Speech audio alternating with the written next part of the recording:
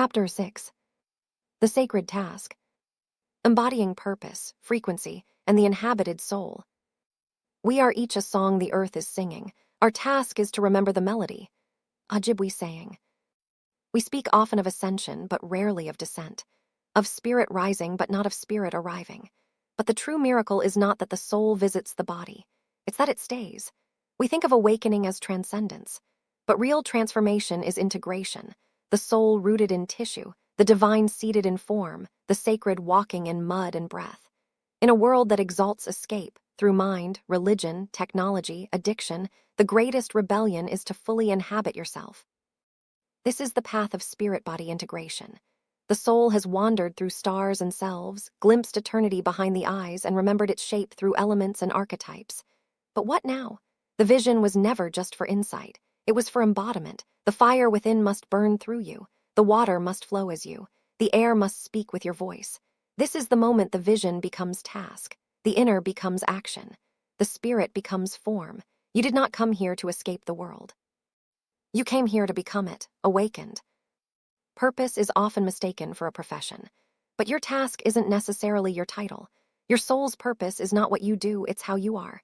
The signature you leave in the world. A frequency. In Vedic philosophy, this is Dharma, the right alignment of your nature with the world's need. In Taoism, it's the effortless path of Wu Wei, acting in flow with the way. In indigenous cosmologies, it is sacred responsibility, the gift you are entrusted with for the healing of the web. Each soul is born not blank, but with pattern, elemental inclinations, ancestral memory, and mythic echo. This is not destiny as rigid script, but as song, one only you can sing. You are not here to become something else. You are here to become fully yourself for the sake of the whole. Your body is not a vehicle. It is a vibrational instrument calibrated across dimensions. Every organ, chakra, bone, and nerve is tuned to a frequency. The soul plays through it, not as a driver in a machine, but as a song through a harp. Modern science shows the body emits a measurable electromagnetic field. The heart's field is 60 times stronger than the brain. Emotions shift biochemistry. Beliefs shape gene expression. This is not symbolic, it is literal. When spirit enters fully, these fields amplify, synchronize, radiate. You glow, you emanate coherence, you become a portal. The elements don't just shape the cosmos, they shape your mission. Earth souls build, anchor, sustain. They are here to stabilize, to teach patience, to plant futures. Water souls feel, flow, connect. They are here to heal, to empathize, to remember forgotten grief. Fire souls catalyze, burn, inspire. They are here to awaken, to challenge the old story, to light the way. Air souls communicate, question, reimagine. They are here to translate, to dream forward, to weave vision. Ether souls dissolve, unify, reveal. They are here to hold the field, to remind the world it is one. No one is only one, but one element often sings louder in your bones. And just as in ancient temples, each role was sacred. Stone carver, oracle, dancer, fire tender, so too now, your gifts are not personal. They are relational, alchemical, a medicine made of your uniqueness. Most people do not live in their full body. They live in parts. Trauma, whether emotional, physical, ancestral, or spiritual, splinters the field. Pieces of the soul retreat. Numbness replaces presence. Memory blocks replace knowing. In shamanic traditions, this is called soul loss, a condition where parts of consciousness leave the body to survive pain. Symptoms of soul fragmentation include chronic fatigue, depression, addictive patterns, disconnection from purpose, feeling like a ghost in your own life. The first step to embodiment is not discipline. It is compassion, listening to the parts of you that left, inviting them home.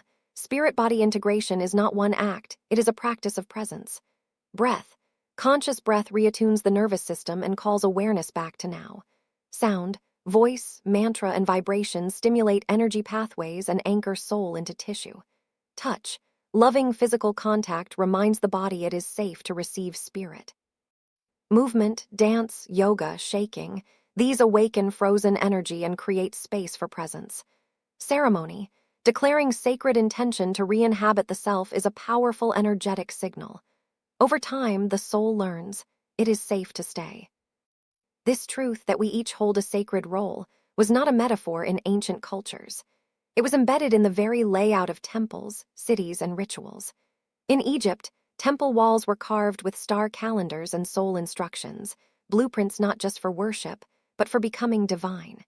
In India, the Vastu Shastra aligned homes with elemental and cosmic forces, so life could mirror harmony. In the Andes, the Inca traced energy lines sex from the temple of the sun through the land, connecting sacred sites like veins in a living body. In medieval cathedrals, architecture encoded numerology, cosmic proportion, and the path of the initiate, stone as sermon. In Mayan glyphs, each person had a nahual, an energy signature aligned with cosmic cycles, animal spirits, and earth rhythms. These were not primitive ideas. They were maps, reminders that your life is not random. It is rooted in design. Your nervous system is not just a biological relay. It is a dimensional interface. It translates high-frequency soul input into physical perception. When overloaded by stress, screens, toxins, trauma, it closes. When soothed by nature, rhythm, stillness, it opens. This is why mystical experience often begins with shaking, crying, or sudden silence. The nervous system is resetting to receive spirit.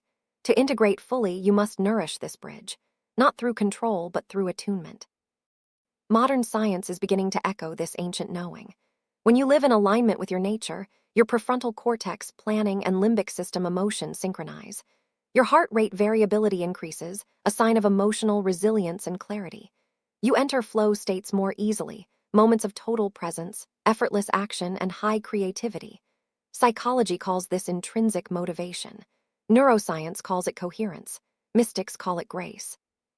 Whatever the name, the message is the same. When you live from your soul's pattern, the universe responds with power, clarity, and support. Integration is not about becoming angelic. It's about becoming real, raw, awake, here.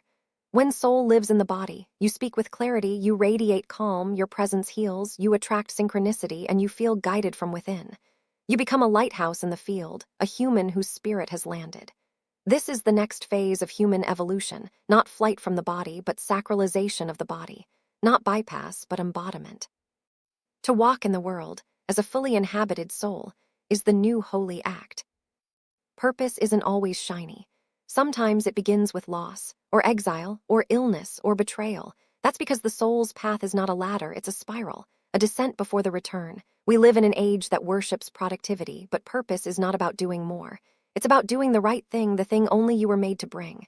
This may not be grand. It may be subtle. A poem. A touch. A shift in presence that awakens something ancient in another. Enlightenment is when the soul sits fully inside the body. Ancient Taoist proverb. Your life is not about ascension away from earth. It is about incarnation into it. Fully, fiercely, beautifully. Purpose is not a ladder. It is a circle, and you are standing in the center.